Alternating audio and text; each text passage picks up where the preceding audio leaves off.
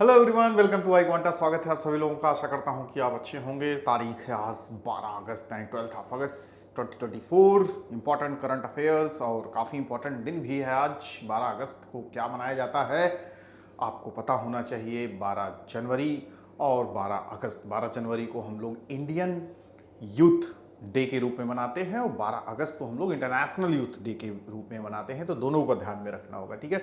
जो आपका Indian youth day है, राष्ट्रीय युवा दिवस, तो वो आपका स्वामी विवेकानंद जी के जन्मदिन पर मनाया जाता है। और फाइनली यहाँ पे 12 अगस्त हम लोग मनाते हैं इंटरनेशनल युवा दिवस। पूरे दुनिया भर के युवाओं को, जो यूथ आज की जनरेशन है, तो उनको किस तरीके से एक्सलरेट करें, किस तरीके से उनको मोटिवेट करें कि वो, जैसा कि माना जाता है ना कि जो आपका युवा है, यूथ है, वही आगे देश का फ्यूचर है किसी भी देश का। तो पूरे दुनिया भर के जो बच्चे हैं, जो युवा हैं, उनको मोटिवेट किया जाता है। उनको मानसिक रूप से, मेंटली, फिजिकली, हर तरीके से मजबूत होने के लिए अलग अलग तरीके अपनाने के लिए बोला जाता है। तो आज वही है, तो ध्यान में आपको रखना होगा। थोड़ा बहुत इसके बारे में हम लोग, थीम इस बार की क्या है, हिस्ट्री कब से मनाया जाता है, इसको भी जानना जरूरी है। तो इसकी शुरुआत देखिए, आपका 12 ऑफ अगस्त यानी आज के दिन ही 2000 से स्टार्ट हुआ था। तो आप में से काफ़ी लोग अभी भी इस उम्र में जन्म नहीं हुआ रहा होगा। खैर, हम लोग तो 10-12 साल के हो चुके थे,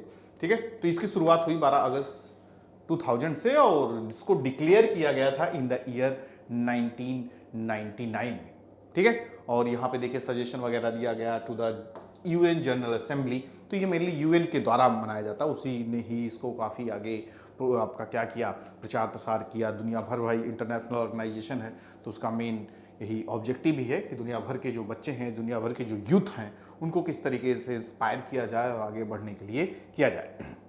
तो यूएन जनरल असेंबली को इंस्पायर्ड किया गया world conference of ministers responsible for youth in Lisbon, ठीक है, 17 दिसंबर 1999 को। तो इसने फिर डिक्लेयर किया भैया हम लोग नेक्स्ट ईयर से 12 अगस्त से क्या मनाएंगे, इंटरनेशनल यूथ डे मनाएंगे। तो ये आपका हिस्ट्री हो गया। और थीम इस बार का क्या है 2024 का, ये भी जानना काफ़ी ज़रूरी है, क्योंकि एग्ज़ाम में आ सकता है कि इस बार 12 ऑफ अगस्त को मनाया गया, क्या थीम था, क्या, या थीम के बारे में बातें ना करें, पैसेज में आपसे पूछ लें, तो आपको ये पता होना चाहिए। तो 2024 का थीम है बच्चों, द सिलेक्टेड थीम इज, क्या रखा गया इस बार का, from clicks to progress.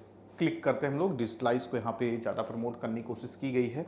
From clicks to progress, youth digital pathways for the sustainable development, ठीक है। कि जिस तरीके से आज की जनरेशन से ही एक्सपेक्ट की जा रही है कि आगे आने वाले समय में पूरा डिजिटलाइज को बढ़ावा दें, सस्टेनेबल डेवलपमेंट को बढ़ावा दें, ठीक है। कि किस तरीके से जो हमारे पास रिसोर्सेस हैं, अवेलेबल रिसोर्सेस हैं, हाउ टू इफ़िशियंट यूटिलाइज करना, उसको कैसे ज़रूरी होगा आगे आने वाली जनरेशन के लिए। तो यहाँ पे कहा जा रहा है, according to the UN, the theme discuss the connection between digitalisation and accelerating the progress of the sustainable development goal, SDG जो हमारा रखा गया है, उसको बेहतर तरीके से हम पा सकें, अचीव कर सकें जो जो गोल्स में रखा गया है। Emphasizing the crucial contribution of young people in this transformative process, ठीक है। तो ये मेनली इस बार का थीम है, तो इसको भी ध्यान देना जरूरी है। बाकी चलते हैं इंपॉर्टेंट आर्टिकल्स जो आपके आज के न्यूज़पेपर वगैरह में आपको देखने को मिला होगा।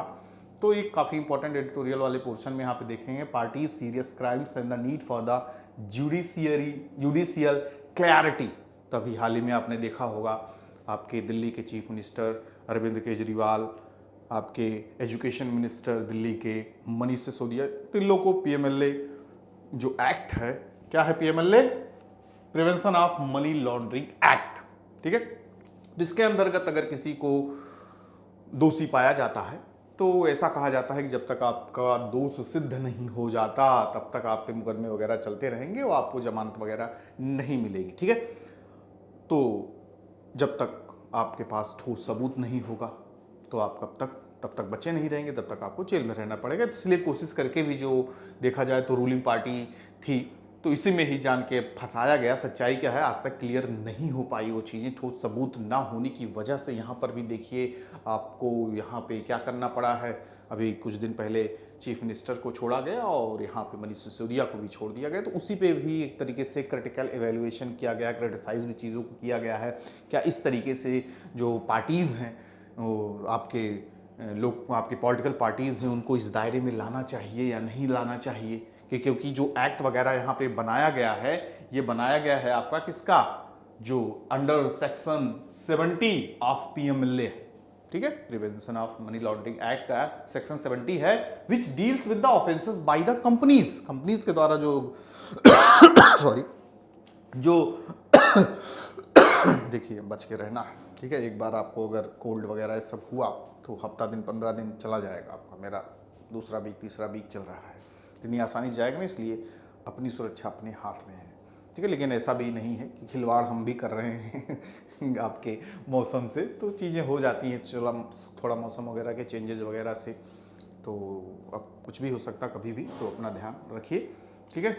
तो यहाँ पे देखिए 70 सेक्शन में साफ साफ बोला गया है कि जो कि कंपनीज के द्वारा किए गए अपराध वगैरह जो आपका लॉन्ड्रिंग वगैरह के केसेस बनेंगे, लेकिन यहाँ पे घसीटा गया यहाँ पे पार्टी को, तो वही कहा गया यहाँ पे does not cover political parties as per the definition, जो इसकी डेफिनेशन यहाँ पे कही जा रही है, यहाँ पे कहा जा रहा है कि which deals with the offences by the company does not cover political parties as per the definition, creating a significant legal distinction, एक तरीके से चीजों को सवाल खड़ा करता, रेखांकित करता है, क्यों, इन सब चीजों को ध्यान में रखते हुए। तो यहाँ पे जस्टिस BR गवई और जस्टिस KV विश्वनाथन की बेंच ने क्वेश्चन किया है the line between the policy and criminality, noting that criminal charges against cabinet decisions are unsustainable as cabinets are the highest decision making bodies under the parliamentary democracy, ठीक है। तो यही लोग ये सारी चीजें डिसाइड करते हैं, तो उन पे भी यहाँ पे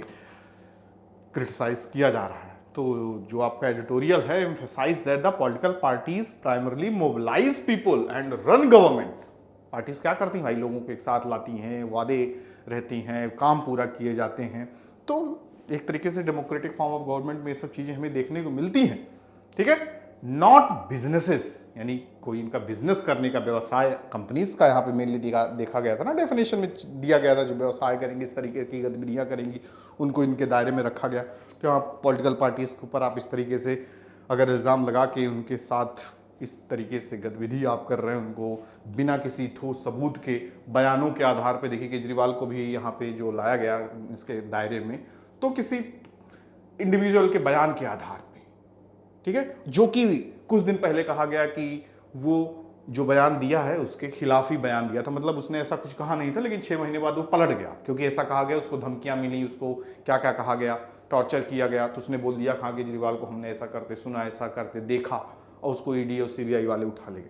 तो इस तरीके से तो आप भी हमारे ऊपर भी इल्ज़ाम लगा सकती हैं, हम भी तरुण सर को ये करते देखे और आपको किसी के बयान के आधार पर कोई उठा ले गया, तो ऐसा नहीं होना चाहिए।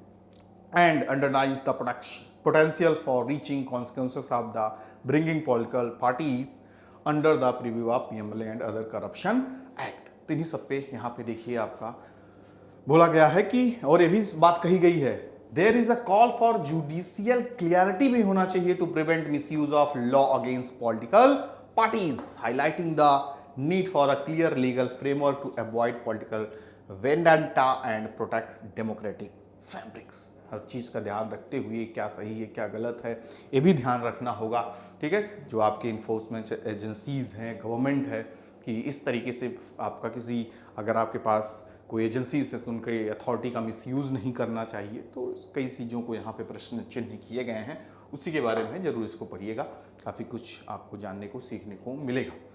फिर अगला इंपॉर्टेंट आर्टिकल रिलेटेड टू, अभी हाल ही में देखिए ओलंपिक आपका ख़त्म हुआ कल, और इंडिया की जो परफॉर्मेंस थी, एक्सपेक्टेशन जो हमारी थी वो काफ़ी ज़्यादा थी, उसके अकॉर्डिंग उतना मेडल्स वगैरह भी दिखे, टोटल हमने 6 ही मेडल जीते, गोल्ड इस बार एक भी नहीं आया, 1 सिल्वर 5 ब्रॉन्ज मेडल से काम चलाना पड़ा। USA चाइना वगैरह देखिए 40-40 गोल्ड मेडल जीत के टॉप पे बैठे हुए हैं, हमारे यहाँ टोटल 40 नहीं आए, उनके यहाँ सेंचुरी लग गई आपकी टोटल नंबर ऑफ मेडल्स की। तो क्या कारण है, वही ना कि चलिए ठीक है ताना मारा जाता है, और मारा जाने के पीछे हम डिजर्व भी करते हैं कि 140 करोड़ की जनसंख्या में सिर्फ 6 मेडल आए, और वही छोटे छोटे देश जापान वगैरह हो गया, आइलैंड कंट्रीज़ हो गई, कितने देश ऐसे हैं जो हम लोग नाम नहीं जानते, वो हमसे ज़्यादा मेडल्स जीते हैं। ऐसा क्यों, ऐसी क्या कमी है हमारे अंदर, टैलेंट की कमी है? अब तो विश्वास हो जाता है कि टैलेंट की भी बिल्कुल कमी नहीं है। आप देखते ही हैं कि आपका रील्स चाहे वो फेसबुक हो, चाहे आपका क्या कहते हैं, अरे आप क्या चलाते हैं, इंस्टाग्राम तो पूरा एकदम टैलेंट की कमी नहीं अपने देश में, चाहे जिस तरीके, चाहे वो खेल हो, चाहे हंसी हो, चाहे एंटरटेनमेंट हो। तो कैसे यहाँ पे कैसे पीछे, इसका मतलब खेल में भी टैलेंट की कमी नहीं, तो कुछ ना कुछ कमियां हैं, लूप होल्स का उसका फ़ायदा उठाया जा रहा है। चाहे उसको आप पॉलिटिसाइजेशन कहा जाता है, राजनीतिकरण, फंडिंग वगैरह नहीं मिलती, अच्छे ट्रेनर्स नहीं मिलते। क्या पता यहाँ पर भी दो कुछ घटनाएं देखने को मिली विनेश फोगाट के साथ, जो वेट वगैरह नियम के कानून के भाई अगेंस्ट कोई चीज़ें होंगी तो सवाल खड़े होंगे। ऊपर से आप जो भाई नियम रखा गया उसको आप फुलफिल नहीं करोगे तो बाहर भी हो जाओगे, डिस्क्वालीफाई। तो ऐसा क्या कारण रहा जो एक क्राइटेरिया सेट किया गया है उसमें फुलफिल नहीं हो पाई विनेश फोगाट, से 50 किलो 100 ग्राम की कमी के कारण बाहर हो गई। तो क्या देख रेख में कमी हुई, उस तरीके से हमारे पास ट्रेनर नहीं थे तो उनका ध्यान रखना चाहिए, ठीक है, कि चीज़ों को मॉनिटर करते रहें, समझते रहें। तो इन्हीं सब के बारे में यहाँ पे बात की गई, ठीक है। तो वही यहाँ पे बात की गई है, precise and nutrition provides individualised dietary recommendations, क्या खाना है, कितना खाना है, कब तक खाना है, ठीक है। हर एक चीज़ नो डाउट ये लोग भी हर चीज़ फॉलो करते होंगे, लेकिन वही ना कि असफलता इस बात को संकेत देती है कि सफलता का सही तरीके से प्रयास नहीं किया गया। तो जो कमियां आई तो कहीं ना कहीं कुछ गड़बड़ रहा होगा। तो वही चीज़ यहाँ पे किया जा रहा है, हर चीज़ को फोकस करना होगा समझने के लिए, साइकोलॉजिकल, मेटाबॉलिज्म वगैरह जो एथलीट्स को ध्यान देने की ज़रूरत है उन पर फोकस करना होगा। जो ट्रेनर्स होंगे उनको भी अच्छे तरीके से ट्रेन करना होगा, कितनी ज़रूरतें हैं खाने पीने की उस पर हर चीज़ पे मॉनिटर करना होगा। आपका मल्टी ओमिक्स अप्रोचेज अपनाने होंगे, bioinformatics, machine learning to optimize that athletes performance and health, हर चीज़ पे पूरी नज़र रखें, मैकेनाइजेशन के फॉर्म में चीज़ों को रखो मैनुअली चीज़ों को आप 100 ग्राम 50 ग्राम कैसे पता चलेगा। तो ये सब यहाँ पे बात किया जा रहा। कॉन्टिन्यूअस मॉनिटरिंग करो, जैसे कि such as using continuous glucose monitoring, या मॉनिटर्स जो होते हैं जो मॉनिटरिंग करते हैं, can help tailor nutrition plans to maintain target weight and improve performance, ठीक है। आपका वेट कितना रहना चाहिए, कैसे होना चाहिए, कितना कम हो, उस पर भी नज़र रखना, ठीक है। फिर उसके साथ साथ आपका परफॉर्मेंस पे नज़र रखना। तो ये सब चीज़ें होना चाहिए। तो इसकी बात यहाँ पे की जा रही है। Extreme weight management practice like starvation and dehydration, जैसे कि आपको पता चल गया कि आपका वेट ज़्यादा है तो भूखे पेट ही बैठे हुए हो, ठीक है, डिहाइड्रेटेड हो गए, तो ये सब चीज़ें नहीं होनी चाहिए, ठीक है। आप इस तरीके से अपने आप को मैनेज करके रखें, इस तरीके से आप अपना ध्यान रखें कि आपको यहाँ पे कोई हानि ना हो, किसी प्रकार की दिक्कत वगैरह ना हो, ठीक है। इसकी बात यहाँ पे की जा रही है। Sport nutritionists trained in precision nutrition are crucial for the holistic well-being of athletes. Effective nutrition strategies can prevent, ठीक है, क्या, setbacks and promote sustainable practice in weight based sports। इन जैसे कि जो स्पोर्ट्स होते हैं जो वेट बेस्ड होंगे, मतलब कि हर एक देखिए कैटेगरी होती है ना, 50 किलोग्राम 55 किलोग्राम, तो इन सबको अगर उसमें उस दायरे में रह के अच्छा परफॉर्म करना है, आपका जो वेट का कम ज़्यादा होना, ये सब इश्यूज नहीं क्रिएट होना है, तो एक तरीके से इफ़ेक्टिव फॉर्म को हमें अपनाना होगा ताकि फिर ऐसी कमी ना आए और हम अच्छा कर सकें। देखिए सिल्वर हमारे हाथ से छूट गया तो एक बहुत बड़ा नुकसान हुआ देश को। गोल्ड, नॉट सिल्वर, सिल्वर तो हम डिजर्व ही नहीं करते, गोल्ड देखिए आपकी क्या नाम था, विनेश, दुनिया की टॉप मोस्ट जो आपकी रेसलर थी, उनको हराया। तो कोई बात नहीं, जो चीज़ नहीं मिलना लिखा है, इसी को जो किस्मत ही। 100 ग्राम क्या है यार, ठीक है, 100 ग्राम तो देखिए मैं अपने यहाँ पे लेके रखा हूँ, तो 100 ग्राम पता ही नहीं चल रहा है, तो 100 ग्राम तो इतना वेट है पता ही नहीं चलेगा। तो लेकिन वही है, नहीं मिलना था तो ये चीज़ें सामने आ गई। रूल्स एंड एक्सेप्शन, तो ये भी बात की गई है।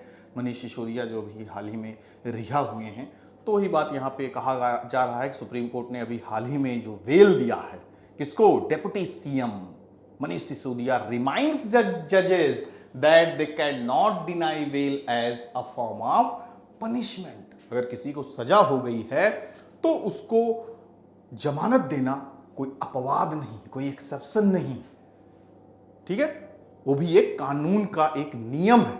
जैसे कुछ लोग कहते हैं भाई आप गए जेल में तो जमानत नहीं मिलेगी या आपको सजा ही मिलेगी, तो इन सब पे यहाँ पे बातें की गई। Fundamental of bail law state that bail is the norm, एक नियम है, एक मापदंड है, ठीक है, particularly where cases involve documentary evidences unless the suspect is flight risk और कैन इन्फ्लुएंस विटनेस। अगर सबूतों के आधार पर ही सजा देना है, सारी चीज़ें हैं, तो वो सब चीज़ें चलती रहेंगी। ऐसा तो है नहीं कि आपका जो क्या है अपराधी है वो भाग जाने का ऐसा कोई अगर डर नहीं है, ये सब चीज़ें नहीं है, तो फिर आपको जमानत वगैरह का प्रोसेस जो नियम कानून है उनको फॉलो करना चाहिए। The protected delay in the trials should be a consideration for granting bail. There is a tendency among some judges to ignore the principle that bail is the rule, not the exception. इस चीज़ों को भी ध्यान देना होगा जजों को। तो काफ़ी एक तरीके से इंपॉर्टेंट फैसलों के रूप में भी देखा जा रहा है। यहाँ पे उन जजों को भी एक तरीके से रिमाइंड करने की यहाँ पे ज़रूरत देखी जा रही है कि उनको भी इन चीज़ का ध्यान देना चाहिए और फ्री ट्रायल होना चाहिए without prolonged pre trial imprisonment. ठीक है, तो इसको भी आप देख सकते हैं, काफ़ी कुछ सीख सकते हैं। यहाँ पे बात की जा रही है, अभी हाल ही में शांति स्वरूप भटनागर पुरस्कार था, अवार्ड था, जो किस क्षेत्र में दिया जाता था, जो बहुत अच्छा परफॉर्म करते थे, एक्सीलेंट लेवल का परफॉर्मेंस होता था in the field of science. ठीक है, साइंटिस्ट लोग को दिया जाता था शांति स्वरूप भटनागर पुरस्कार, तो उसको रिप्लेस कर दिया गया है। अब उस पुरस्कार का नाम होगा राष्ट्रीय विज्ञान पुरस्कार। ठीक है, तो राष्ट्रीय विज्ञान पुरस्कार will award 33 scientist replacing the Shanti Swarup Bhatnagar award which were earlier given by the CSIR means council of scientific and industrial research के द्वारा दिया जाता था। ठीक है, तो फाइनली कई सारी कैटेगरीज वगैरह में दिया गया है, divided into categories such as Vigyan ईवा। ठीक है, फिर उसके बाद विज्ञान श्री, विज्ञान रत्न, विज्ञान टीम अवार्ड्स, जैसे कि आप देखते होंगे ना, आपके स्पोर्ट्स वगैरह में दिया जाता है, अर्जुन अवार्ड, गांधी रत्न अवार्ड पहले हुआ करता था, ध्यानचंद अवार्ड हो गए, मेजर ध्यानचंद, राजीव गांधी खेल रत्न पुरस्कार सबसे बड़ा हुआ करता था। ठीक है, तो इस तरीके से कैटेगरी वगैरह दिया जाता है। द्रोणाचार्य पुरस्कार किसको दिया जाता है, कोच वगैरह को। तो इसी तरीके से यहाँ पर भी कैटेगराइज किया गया है, बड़े साइंटिस्ट, छोटे साइंस, टीम के साथ जो कोई बड़ा काम किए हों, तो इस तरीके से करके यहाँ पे दिया गया सभी साइंटिस्टों को जो 45 साल से कम उम्र या उससे ज़्यादा थे। ठीक है, और चंद्रयान 3 जो फाइनली सक्सेसफुल रहा, इस बार लॉन्च हुआ, पूरी दुनिया ने देखा, इंडिया का डंका बजा, तो उसकी पूरी टीम को भी अवार्ड मिला है, इसरो के जो आपके साइंटिस्ट थे। ठीक है, द टीम अवार्ड गया है, जो चंद्रयान की पूरी टीम थी उनको दिया गया है। और उसके साथ साथ मेन ये जो आर्टिकल है किस चीज़ पे फोकस करने वाला, उसके बारे में हम लोग बात कर रहे हैं। ठीक है, और जो ये पुरस्कार मिला है, अवार्ड मिला है, तो जो इंपॉर्टेंट साइंटिस्ट, बड़े बड़े साइंटिस्ट थे आपके IITs के, IISER के, CSIR के, तो इनको दिया गया है। और यहाँ पे बात की गई है किस बारे में, while the Padma award also recognise scientist, the original scientist specific award aim to encourage continued research despite uncertain immediate outcomes।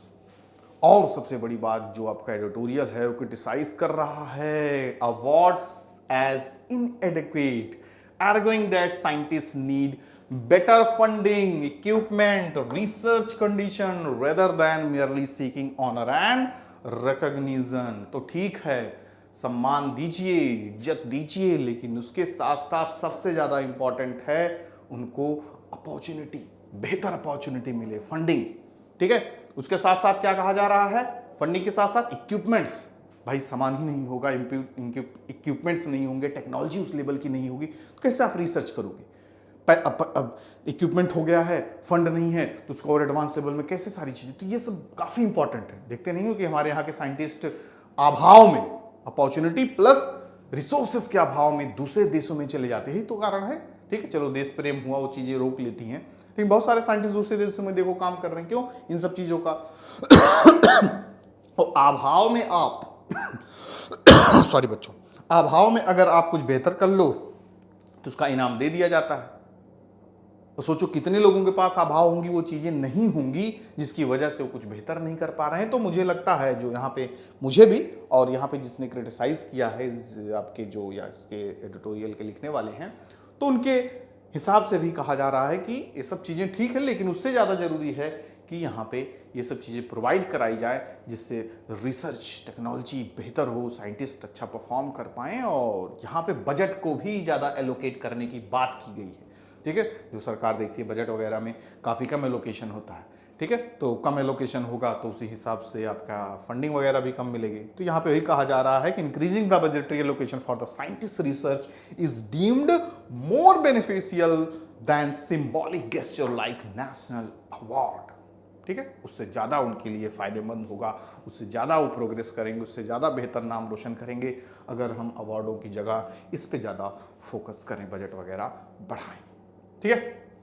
चलिए अगले टॉपिक पे चलते हैं। यहाँ पर आप बिना एसी के एक पल भी नहीं रहते, चाहे स्कूल हो या फिर घर हो या आपका ऑफिस हो, जॉब हो, मतलब एसी आज के समय नो डाउट क्या किया जाए, 50 डिग्री सेल्सियस है, एसी ही हमें जिंदा रख पाया। खैर जिसके पास नहीं है कूलर से काम चलाए, कैसे भी अपना किसी ने हर तरीके से ये वाली गर्मी जो एक्सट्रीम लेवल की थी, 50 डिग्री नॉर्मल हो गया था, जो एक समय रिकॉर्ड बनता था, इस समय रोज का हाल था, तो एसी ने भी काफ़ी मदद की, लगभग 2-3 लाख जान बचाई, ठीक है। जिसके पास मरने के कगार पे कितने लोग चले गए थे, तो भाई वो टेम्परेचर बना के रखा। लेकिन जितना ही ये फायदेमंद है उतना ही नुकसानदेहक भी है। नुकसानदेह इसलिए है क्योंकि यहाँ से जो आपकी जो एसी से गैसें निकलती हैं, रेफ्रिजरेटर से ग्रीन हाउसेस गैसेस जो हैं, जो काफ़ी ज़्यादा आपके ओजोन लेयर को, इन्वायरमेंट को एक्सट्रीम नुकसान पहुँचाती हैं। तो उसी की बात की जा रही है कि जो एसी का बढ़ता हुआ दौर आ गया है, ठीक है, लोग खरीदते चले जा रहे हैं, उधार लेके भी खरीद रहे हैं, ईएमआई पे खरीद रहे हैं, लेकिन खरीद रहे हैं। तो वही यहाँ पे बात की जा रही है कि 2050 तक भाई साहब 5.5 बिलियन यूनिट्स एसी बिक चुकी होंगी, जो 45% सिर्फ और सिर्फ इंडिया और चाइना के पास इसका मार्केट। टोटल दुनिया भर की जितनी भी एसी बिकती हैं उसमें से 45% इंडिया चाइना वाले ही खरीदते हैं। तो यहाँ पे देख रहे हैं इस तरीके से आप आज दुकानें वगैरह भी ऑनलाइन ऑफलाइन हर जगह एसी ही एसी, ठीक है। अब लोगों की इनकम बढ़ रही है, क्लाइमेट चेंजेस वगैरह इतने बड़े लेवल पे बढ़ रहे हैं, टेम्परेचर बढ़ रहा, तो इंसान भी क्या करेगा, ठीक है, वो क्या करेगा, एसी खरीदेगा, ठीक है। और उसके साथ साथ इंक्रीज्ड इलेक्ट्रिसिटी कंजम्पशन भी होगी ज़्यादा से ज़्यादा, कार्बन एमिशन भी ज़्यादा से ज़्यादा होगा, नुकसान भी होगा। तो वही है कि लोग सोचते हैं कि जब मरेंगे आगे चल के देखा जाएगा, पहले इस गर्मी से तो बचा जाए मरने से, तो इसलिए पहले एसी खरीद लो। क्लाइमेट चेंज हो रहा है, कार्बन एमिशन हो रहा है, वो बाद में देखेंगे। आगे आने वाली जनरेशन हमें भला बुरा कहेगी, वो भी हम कौन सा जिंदा रहेंगे सुनने के लिए। तो ये आज के मैक्सिमम लोगों की भी सोच है, क्या किया जा सकता है। लेकिन बस वही है, यहाँ पे डेटा भी आपके सामने है। Air conditioner consumed about 7% of the world electricity. अकेले एसी 7% पूरी दुनिया का इलेक्ट्रिसिटी ले रहा है, और कंट्रीब्यूटेड कितना, CO2 में कितना इसका योगदान है, 2.7% of the total CO2 emission from fossil fuels and industry. अगर ग्रीन हाउस गैसेस को भी मिला लें तो यहाँ पे देखिए carbon footprints of air condition increase हो जाता है to 3.2% of the global green house gas emission in 2022 के डेटा के अकॉर्डिंग। तो यही बात यहाँ पे की गई है, डिस्पाइट द एमिशन, ठीक है, air conditioning has been shown to make extreme heat more tolerable, preventing almost 2 lakh premature death in 2019। तो फिर क्या कहा जा सकता है। लेकिन खैर जिम्मेदारी हमारी है इस बढ़ते global warming, climate change, carbon emission, तो इसको अगर रोका जा सकता है तो आज की जनरेशन ही, ऐसा तो है नहीं कि हमें आगे वाले की चिंता नहीं है, अभी हम जी लें ही हमारे लिए बड़ी बात है। दोनों को ध्यान में रखना, खुद भी बचना है, आगे आने वाले लोगों को भी बचना होगा, ठीक है। बाकी आप अच्छे से जो कुछ आपके इंपॉर्टेंट आर्टिकल्स तो ऑलमोस्ट कवर हो गए हैं, 1-2 होंगे, तो ओवरऑल पेपर मैंने आपका देखिए हाईलाइटेड करके आपको भेज ही देता हूं। तो सारे टॉपिक्स से आप ज़रूर गुजरा कीजिए जो यहाँ पे नहीं भी हो पाते हैं। बाकी इसका भी आपका नोट्स वगैरह दे दूंगा आपके ग्रुप में। बाकी चैनल को ज़रूर सब्सक्राइब कीजिए, शेयर भी कीजिए, ताकि आप पूरी तरीके से अपडेट रहें, आगे आने वाले सेशन भी आपको पता चलते रहें।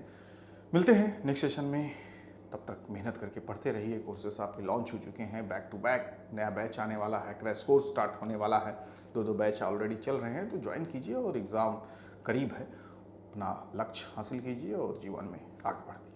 मिलते हैं नेक्स्ट सेशन में, तब तक के लिए bye bye, take care, all of you, good luck.